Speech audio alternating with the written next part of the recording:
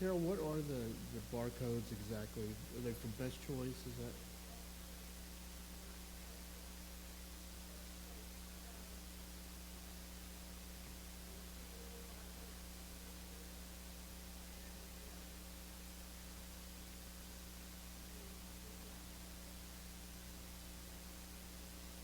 okay? So keep that in mind if you buy Best Choice products, and you can clip that barcode and start collecting them, and we know it can be used for the kingdom. So thank you for that. I appreciate you sharing. Last week we did cover in Acts chapter 10.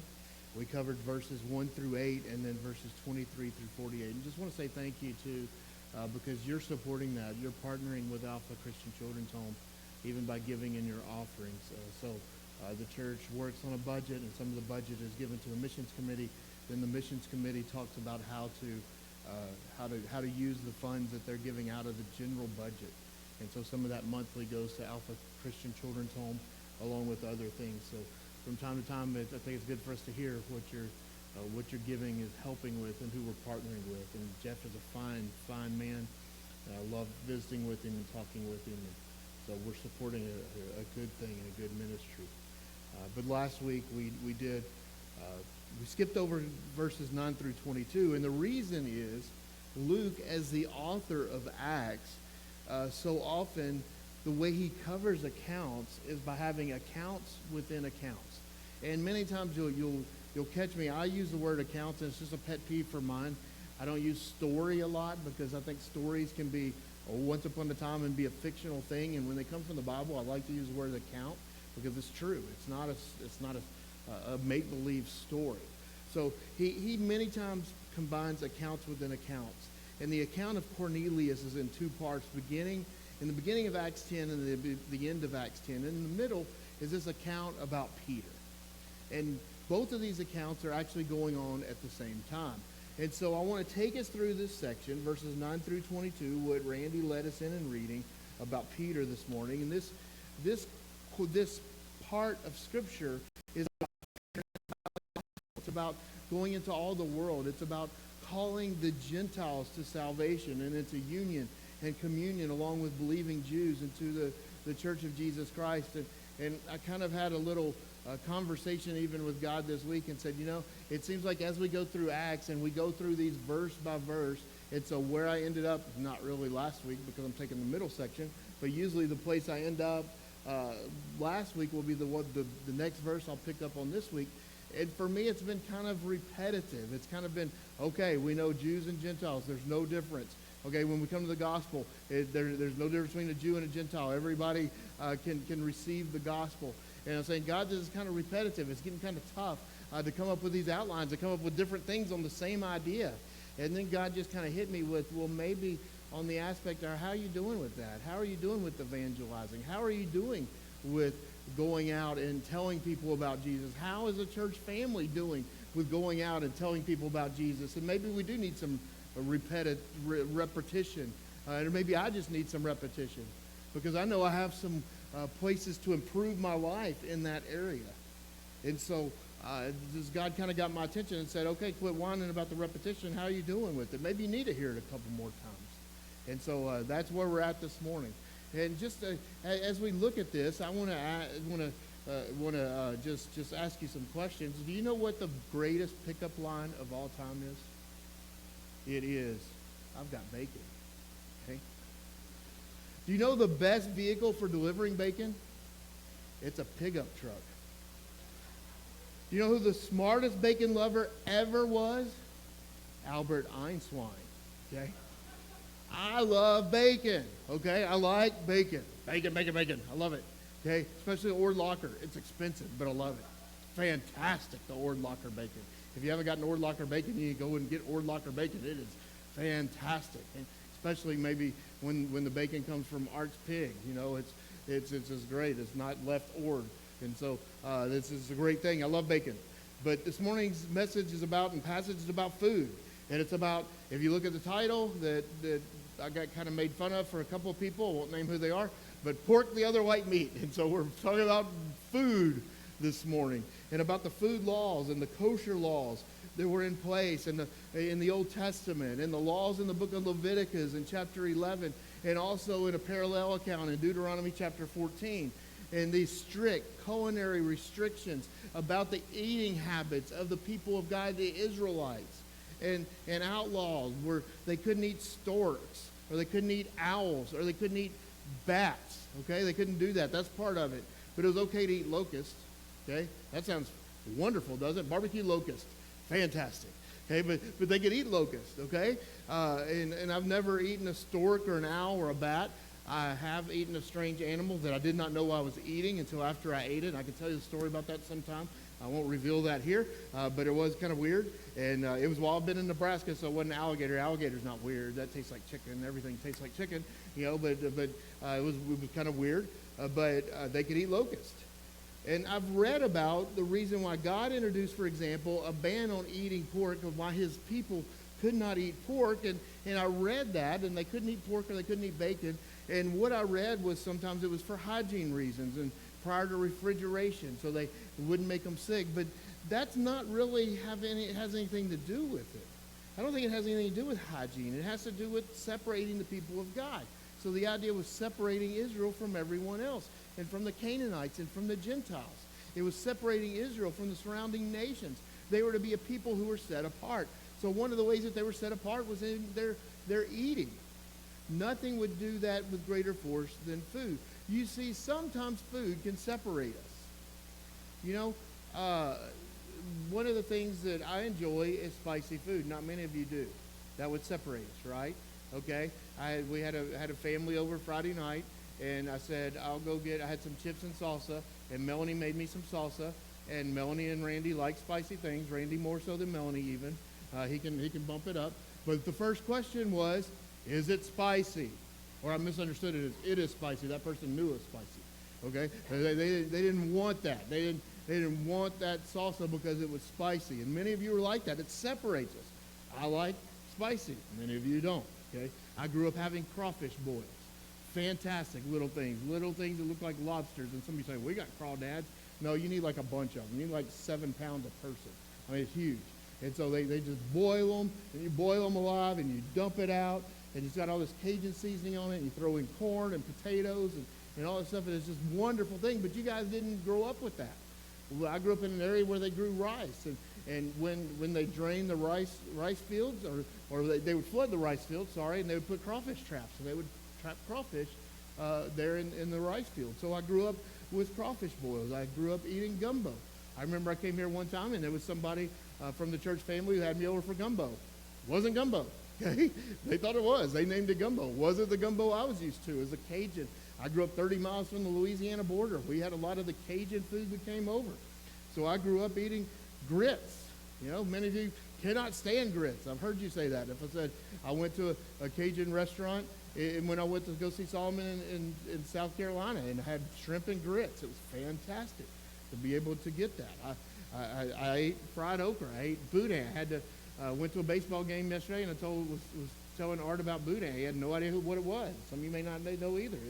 It's like a dirty rice wrapped in a pig intestine. Fantastic. Good stuff. Okay? I went to a place that was right down the road from our church, and a guy who played tight end for the Kansas City Chiefs, and we called him Homie. The restaurant was named Homie's. And I ate oxtail there, which is kind of more of the black folk eat oxtail. So I loved it. I would be one of the only white people in there, and I'd walk in, and he would save me the butterfly cut of a pork loin and said, I don't usually serve this to white people, but I saved it for you. So I was honored to be seen in that. But food can divide us. Hush puppies.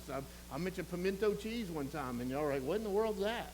We ate pimento cheese sandwiches. We ate cabbage and black-eyed peas on New Year's Day all the time. Okay, and that was a Southern tradition. It was supposed to bring luck and other things, and never happened, never worked.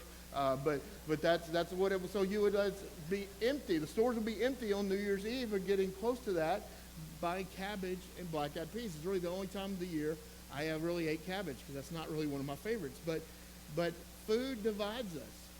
I love, and Seth likes them too. We like liver and gizzards from the grocery cart. I like it. When we go get go get pig or something. I forgot it the last time, but I'll usually say, save us the liver, because we like it. Now, a lot of people don't. You didn't probably maybe grow up with that. But food can divide us, and it certainly divided Israel from the surrounding nations. So I told Dylan I was going to include him in the sermon last night, because me and Dylan and Weston and Art went to Lincoln Salt Dogs game last night. And so I can't fall asleep because I'm up here, but we got in after midnight, so we're kind of dragging this morning. But me and Dylan and Bill actually went to the spring football game, and then went from the spring football game to the baseball game. It was Nebraska and Iowa. And as we were discussing where to eat on the way home, it was lightning delay, and so we left a little early. And so we're talking about where to eat on the way home. And so just to tell a little bit about Dylan is gluten-free, okay? So when you're trying, and I'm embarrassing him, I hope he doesn't ever stop. I hope he doesn't stop coming, because I'm embarrassing him. But he's gluten-free. And so just on his health reasons, he's saying, hey, I really like to do that. I really like to eat that way. Well, when you're trying to find a restaurant, oh, that's fun. We got to find one that's gluten-free. That's fun. It's really not that bad. But that's kind of the food can divide us, because it's me and Bill. It's like, we'll eat anything, and Dylan saying, I choose to eat gluten-free. So we try to find something that would honor him and some place that he could find, and we did. It was fine. It wasn't that hard, just using it as an illustration. But here Peter is on this rooftop in Joppa. It is by the Mediterranean, and is in the house of Simon the tanner. And we're told the house is right by the sea on the coast. And he's on the roof, and it's midday, Scripture tells us, and he's praying.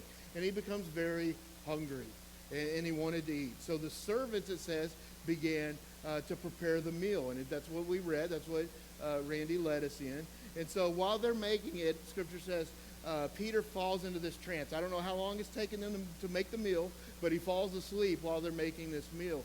And he falls kind of into this trance, and he saw heaven open, and he saw an object, verse 11 says, like a great sheet. It's a descriptive term, a great sheet. It's also the same term used for a huge sail on a ship. And he's on the roof maybe because it's private. Maybe he wanted some privacy to go up on the roof, and maybe it's because it's midday and has a wonderful sea breeze coming on. I don't know. It doesn't tell us what the reason he was on the roof is. But 3 men have been sent to Peter, and we heard about them last week. And so 2 things are happening at the same time here. And God has been speaking to a man named Cornelius. And we also heard about him last week. So these 3 men of Cornelius have been sent. And Peter's on the roof of the house, and he's falling into a trance, and he's hungry. Okay, maybe that's you. Maybe you've been hungry like that. And so while we're hungry, sometimes when I'm hungry, I dream about food. And so he dreams about food. And so the food's being prepared, and he sees this vision of some kind on a sheet. It's lowered down from its 4 corners. And the idea of the 4 corners is suggestive of the largest of his vision. It's representative of the 4 corners of the earth. And apparently, since he was hungry, like sometimes it's me, we dream about eating, okay? And that's what's going on here. And so the sheet contained both clean and unclean animals. You see, Peter's a Jew, and he's not allowed to eat these unclean animals. And so he's seeing the sheet come down, and it's got all these animals in it, the ones that are clean and unclean. And so the unclean animals, and reflects the Old Testament instruction which God has laid down, that there are these dietary restrictions that the people of Israel have to abide with, because it separates them from the rest of the Gentiles. And so, since the coming of the new covenant and the calling of a new people of the church, these days of these restrictions were over, just like Peter's about to see. Because inside the sheet in this vision, it's like Animal Planet. It's like Mutual of Omaha. I was flipping through the channels yesterday morning. It's all Mutual of Omaha. I hadn't seen that in a long time. But it's all these animals that are in this vision on this sheet.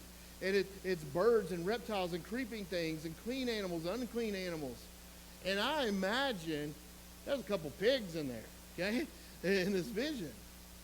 And among the variety of animals saw were approved animals for Jews, which would be the clean animals, such as ox and sheep and doves. But there were also some livestock and some animals there that were forbidden for the Jewish people to eat. I imagine there was maybe a buzzard or an owl or seagull or lobsters or maybe some crawfish. I don't know. maybe some insects. And so Peter's finding those gross and revolting and ew. That is something I've never been able to partake in. I've never been able to eat that because that is unclean. Now, the Jews had made several wrong conclusions about food laws.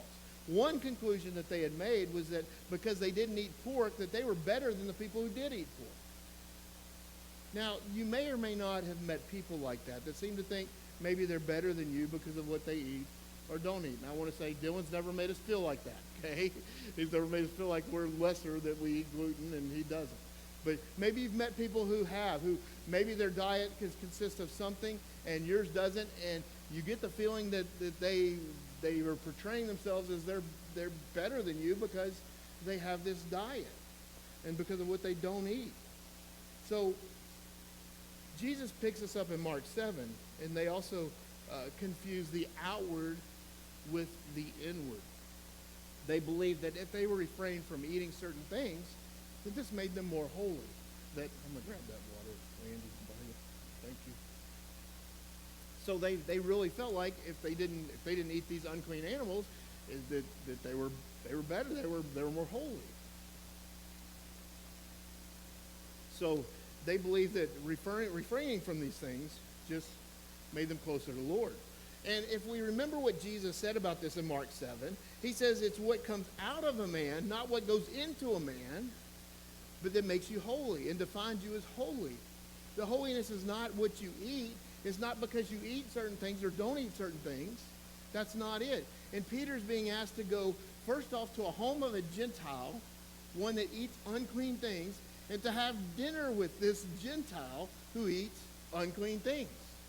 So he's been invited to a dinner in Caesarea in the house of Cornelius, the Roman centurion, a Gentile. He's a God-fearing Gentile, but he's still a Gentile. He's not circumcised. He didn't obey the kosher laws. It's not just the food itself, but the way the food was prepared had to be prepared in a certain way, and he didn't observe that. You know, the hands that have gone into making the food. And Peter protests. Peter's saying, no way. I'm not doing this. This guy eats pork. This guy didn't go through the ceremony of preparing this. I can't do that. And 3 times God says to him, and 3 times he protests. So what is this about? Number 1, it's this. It's about vegetarianism. And we'll get this. I know it's a weird point, but we'll get to this. Verses 9 through 16. Here in Acts chapter 2, starting in verse 9. The next day, as they were on their journey and approaching the city, Peter went up on the housetop about the 6th hour to pray, and he became hungry and wanted something to eat. But while they were preparing it, he fell into a trance. They saw the heavens opened up and something like a great sheet descending, being let down by its 4 corners upon the earth. In it were all kinds of animals and reptiles and birds of the air. And there came a voice to him, "Arise, Peter, kill and eat." But Peter said, "By no means, Lord, for I've never eaten anything that is common or unclean." Verse 15, and the voice came to him again a second time, "What God has made clean, do not call common." This happened 3 times, and the thing was taken up at once to heaven. Now, there have been some famous vegetarians in our world. Some of them even visited our great state. Carrie Underwood, many of us are familiar with Carrie Underwood. She's going to be the next replacement of Katy Perry on American Idol as a judge. And we know Carrie Underwood. And one time when she visited Nebraska for a concert, she made the statement, "Eating meat weirds me out." She also said she'd much rather sing to cows than eat them. So she was making these comments at the Comstock Windmill Festival. She was booed. Many of y'all know the story. It happened. So she was booed by saying these things about beef. You know, and some vegetarians, not all of them, I know, but some vegetarians might insist that the eating of meat, red meat, white meat, any kind of meat, is ethically wrong. Some of you may have come across the name of Professor Andrew Lindsay. Professor Lindsay teaches at Mansfield College at Oxford. He received a Doctor of Divinity from the Archbishop of Canterbury. And Andrew Lindsay has written a book, and it's a bestseller, and it's called Animal Theology. That's the next slide, Seth.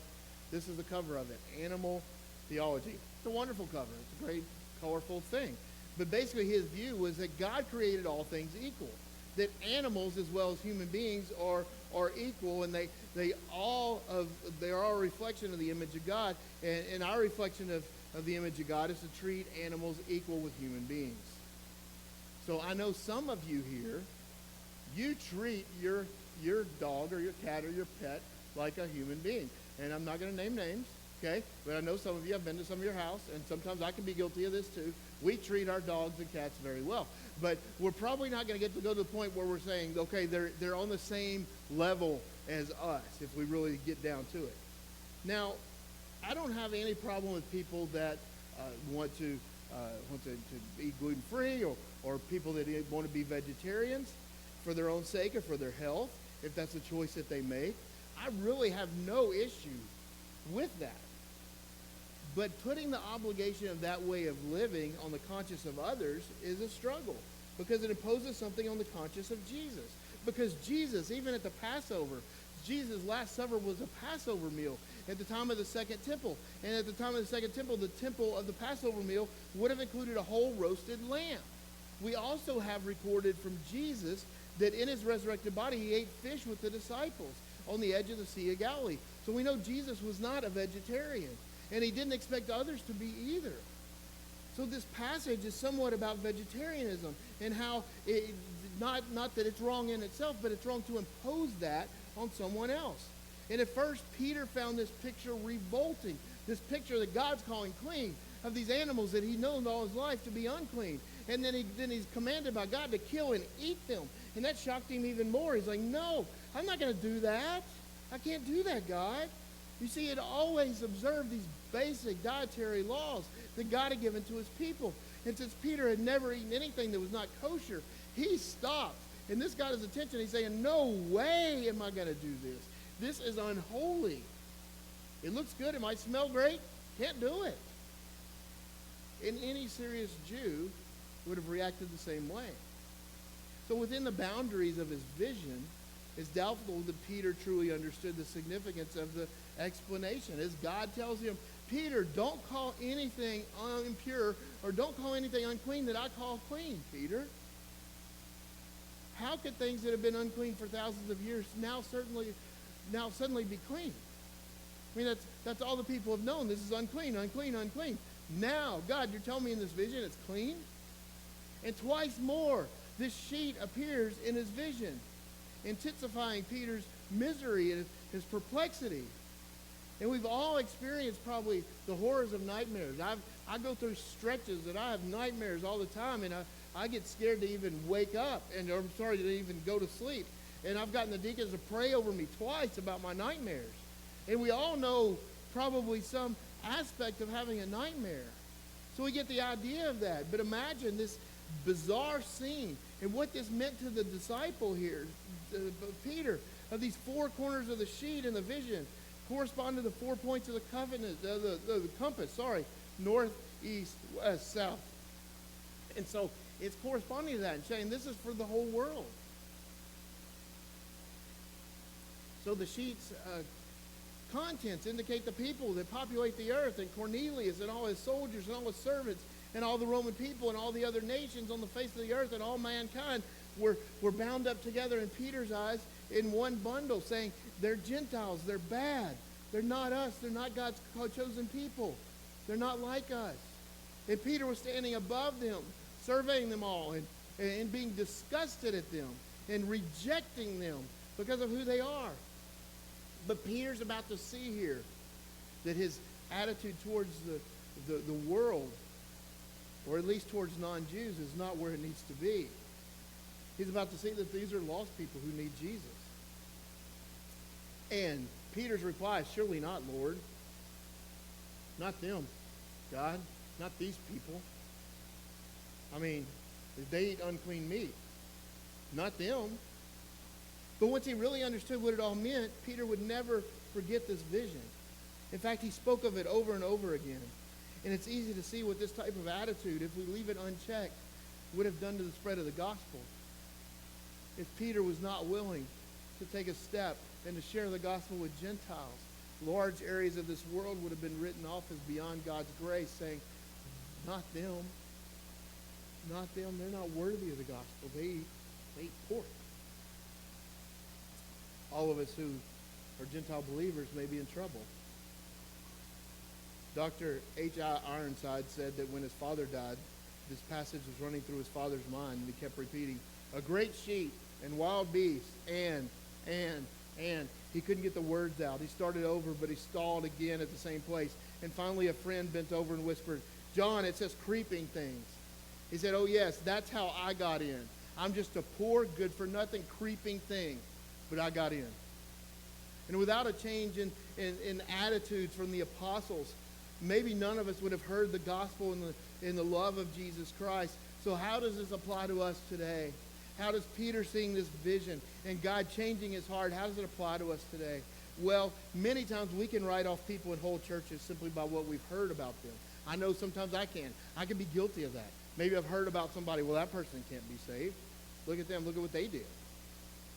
You know, I mean, Pat shared with somebody made me mad. I mean, Carol shared me the same story about this 5-year-old getting waterboarded. It made me angry.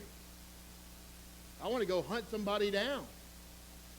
Can that person really be saved? Or do we write that person off and say, no, they're beyond the gospel? We shut out entire ethnic groups because maybe we've had a bad experience with one person or one family. We excommunicate those who don't agree with us on one issue or another. Our sheets will easily fill with these rejects that we have, but maybe when they don't have the education we have, or they're not the same race as we have, or they don't have the same cultural aspects of us, or they're not spiritual. And we cry, by no means, Lord, they're not our type. They're beyond the gospel. The result is a Christianity that grows slowly on similar lines. And we seek to only evangelize those who are like us. The tragedy goes on, and it's compounded by the fact that, like Peter, we can have these unacceptable attitudes even while generally being in fellowship with God. We can sit in our church circles and be around our Christian friends and talk a good Christian walk and still have these attitudes that there's certain people that are beyond the reach of the gospel. Remember, Peter was praying when he's thinking these things. He had a great attitude towards God, but a lousy one towards the world. And if we don't respond to Christ prodding on our hearts and let him change our heart attitudes, and our relationships with people will suffer. And eventually our relationship with God will suffer as well. We'll talk about it a little bit more in number 3. But number 2 is this. It's about hospitality. It's the fact that, first of all, Peter's in the house of this man who's a tanner. Simon the tanner. We've talked about that a little bit. He touched dead animals for a living, which was a no-no against Jews. They didn't do that. And so he's in this house. And then he invites the 3 friends who come from Caesarea into the house. And they spend the night there before the next day headed down to Caesarea. And the other 3 men arrived while Peter was reflecting on this vision. And they're still trying to figure out what the Lord was saying. And the time had come for the encounter that would clear up Peter's confusion. God not only sovereignly prepared Cornelius and Peter, but also determined and arranged the timing to bring them together. So Peter takes this great first step by inviting these non-Jews in, inviting these visitors in. The Jewish phase of the church thus came to an end. And there's a new attitude that begins to seep in and begins to sweep the church. And I want us to ask the question, do we truly see those around us as potential people that could come to the Lord? Do you see the people you work with, the people in your family, the people you live by? Do you see them? They may be potential people that could come to know the Lord and come to be saved and come to be really born again. Do we view those who are different from us, who do things we would not approve of, as candidates of the kingdom? You see, many times, and I'm guilty of this, we expect lost people to act saved. Lost people act lost because they're lost. Maybe that person says bad words. That person does this. That person does that. Well, maybe because they're lost. Maybe because we expect them to act as a child of God, but they're not one. And our attitude makes all the difference. You know, if we have an attitude against a certain group of people, we're not going to evangelize those people. C.S. Lewis said this: next to the blessed sacrament, your neighbor is the holiest object presented to your senses. Do we think like that? Do we see our neighbors like that? Do we see our neighbors as potential people that would receive the gospel? See, Peter's attitude changed that day. There were still some rough edges on Peter. But it's also true that Peter died in Rome, the center of Gentile power. He never sheltered himself among his own people or his homeland again. God challenged him, and God changed him, and he can change us. But a lot of it started with his hospitality, inviting these people into the house. And it's about hospitality. Peter was from Jerusalem. He's given hospitality in Joppa, and from Tanner, the Simon the Tanner, and himself gives and provides hospitality. And he will write in his epistle, show hospitality to one another without grumbling, without griping, without saying, I got to clean my house.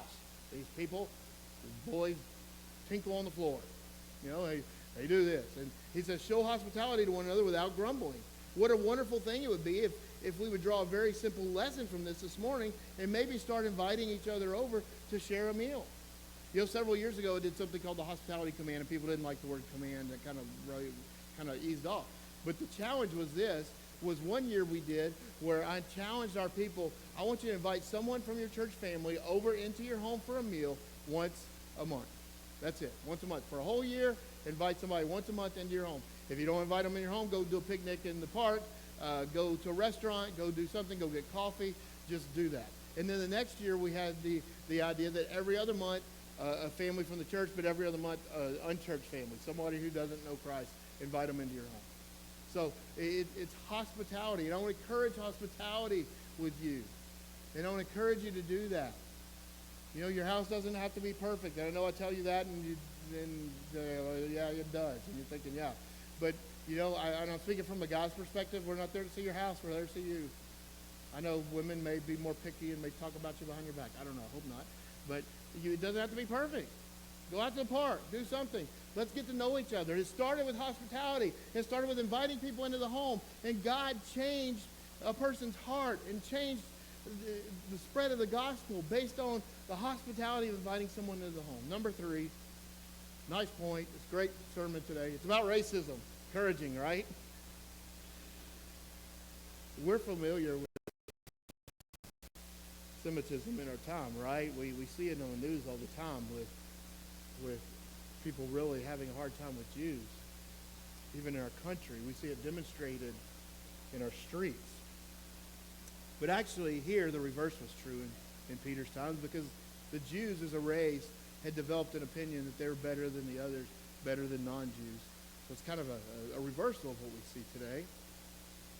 They called Gentiles dogs.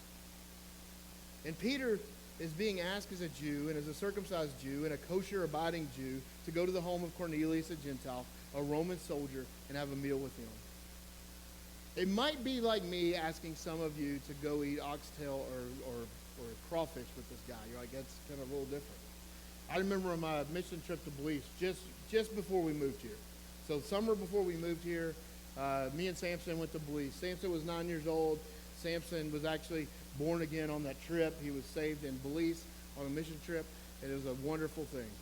So we went into this village. We were serving in a village that was expected to get electricity in 6 years. So it was very hot, very humid, and right on the border of Guatemala, and very, very hot and humid place. And so we were sweating all the time. Well, we went to this village, and we were going to have supper with the people in the village. And we got this soup. So all of us got this soup. And it was just this brown liquid soup. And I looked around at everybody else's soup, and it was just soup. And we had, as we were doing this, we had these scrawny little chickens running around all over the place. And I looked at my soup. My soup had a scrawny little chicken leg in it, because I was a man of God. I got the meat. All of the other people didn't get that. All they got was soup. I didn't want to think about what was in that soup. I didn't know. I had no idea. But on the trip, we were given instructions. Don't refuse food if they give it to you. Don't, under any circumstance, spit it out. Don't say something like, "Ooh, I don't like that. I don't want that." Because in one instance, the meal that had been prepared for me, I heard it cost the family an entire week's worth of wages to feed me. and I ate it, asking no question. I remember when Samson, he was playing with kids out there, and we all had bottled water and all this stuff, and they drank out of the little outside faucet. And one time I look over there, and Samson's drinking out of the faucet with them. I was thinking, no, because that's not water we're used to. But there's a lesson here for us, because Peter's being asked to show the same hospitality to a Gentile that he would to a fellow Jew. This wasn't easy for Peter. He's going to stumble again at this in Antioch. And Paul tells about the incident in Galatians 2 when his brothers from Jerusalem come up to Antioch, and Peter's been eating with the Gentiles. He's probably eating a pork sandwich, a pulled pork sandwich. But when Peter's friends come, his Jewish friends come from Jerusalem, all of a sudden he's not eating pork sandwiches anymore, and he steps away, and he's not eating at the same table with the Gentiles anymore. And Paul had a little talk with Peter, and I would love to see that. I would love to see Peter and Paul have a talk, because I imagine, in my mind, Peter gets all over Paul's nerves. I would think that, just the way I think about their personalities. This passage we're looking at this morning, according to Mark Dever of Capitol Hill Baptist Church, he says is the most important chapter in the Bible. And when I first heard that, I'm thinking, Mark, come on. This is not the most important chapter in the Bible, but it is important, because this is the moment when the gospel is now going to spread to the end of the world, from Jerusalem to Judea to Samaria to the ends of the earth. And it's one thing to have a nice little theory about the gospel and its relationship to Gentiles when you're in Jerusalem, when you're around other Jews that believe the exact same way. It's easy to have that. It's another thing now to go to the house of a Gentile and eat his food. It's the rubber hitting the road. It's where it becomes real. And that's what Peter's being asked to do, because it's been underlined that the gospel is for everyone, that the gospel, God is telling Peter, is for the whole world. Because Paul tells us in Ephesians 2 that dividing wall between Jew and Gentile has been broken down because of the resurrection of Jesus Christ. There's no longer Jew or Gentile when it comes to salvation. There's no longer slave or free when it comes to salvation.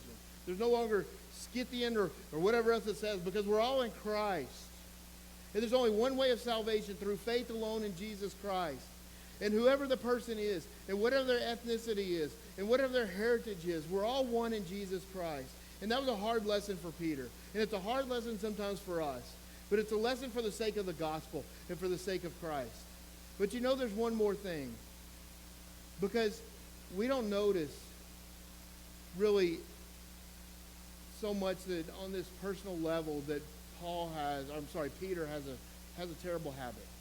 I have habits. I know I have habits. I'm not going to tell you what they are, because you'll point them out to me and make fun of me. But I have habits. We all have habits. Peter has a habit.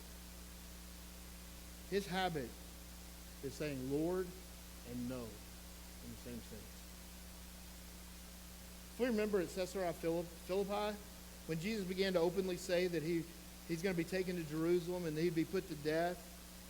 He'd be put to death by those scribes and Pharisees and so on. You remember what Peter said? It'll never be. That'll never happen. Lord, it'll never happen. And remember later in the Garden of Gethsemane, he cites from Zechariah 13, and Jesus says, you'll be scattered tonight. And Peter says, they might be scattered, but not me, Lord. No, not me. And he's doing it again here. He's calling Jesus Lord, but he's saying no. How do you do that? How do you recognize somebody as the authority in your life and say no in the same breath? But there's a little bit of Peter in all of us. See, we want to call him Lord. We really do love him. We really do want to follow him. We want to obey him. And we want to do these things with all of our hearts. And yet there's another spirit within us that says no, or not yet, or not now, or not in this way, Lord. I know better. My way's better than yours. What are you thinking, God? So that the good we need to do, we don't do because we're saying no. And the evil that we shouldn't do, we find ourselves doing because we're saying no. Something is changing here in Acts chapter 10. It's changing from the old covenant to the new covenant. And I hope these lessons can be applied to our heart. I don't know how you need to apply this morning. Again, I had a talking with God and saying, hey, this is all kind of the same thing for several weeks. But somehow, maybe we need it. Is there somebody in your life that you think they're beyond the reach of the gospel? Maybe it's as Pat was telling us his experience and knowing this little 5-year-old girl getting waterboarded by people in her family. Maybe it's somebody like that in your life. Maybe it's a relative who lies about you, who says things about you. I don't know. But is there somebody in your life that's saying, man, I'm guilty of thinking that person's beyond the reach of Christ, so I'm not even praying for them. And maybe this morning you need to say, hey, I need to start praying for them. I need to start praying that God would get a hold of their heart and God would change them. Maybe here this morning you don't know Jesus. I encourage you to come and talk to one of us, and we can show you how you can call on the name of the Lord, and Scripture says you'll be saved if you do that. It doesn't matter if you have your heritage. It doesn't matter if your eating habits. It doesn't matter. We're all the same in the eyes of Christ when it comes to salvation. None of us has a better chance than someone else without Christ. We're all lost. So whatever you need to do, we're going to pray, and we'll be dismissed. Thank you for your attention here this morning, and we'll pray. Lord, thank you for your word. Thank you for teaching Peter. God, even when it's a hard lesson. God, it can be a hard lesson for us. God, so many things we let divide us, and God, if we're let that go and we continue down that path, God, there can be times when we don't even care to share the gospel with them. We don't even care to pray for people that are different from us. So help us be different. Help us learn from Peter. Thank you for this account. I pray if there's somebody here that doesn't yet know you, Lord, that you, through your Holy Spirit, would draw them to yourself. And today may be their day of salvation. We love you. It's in Jesus' name we pray. Amen.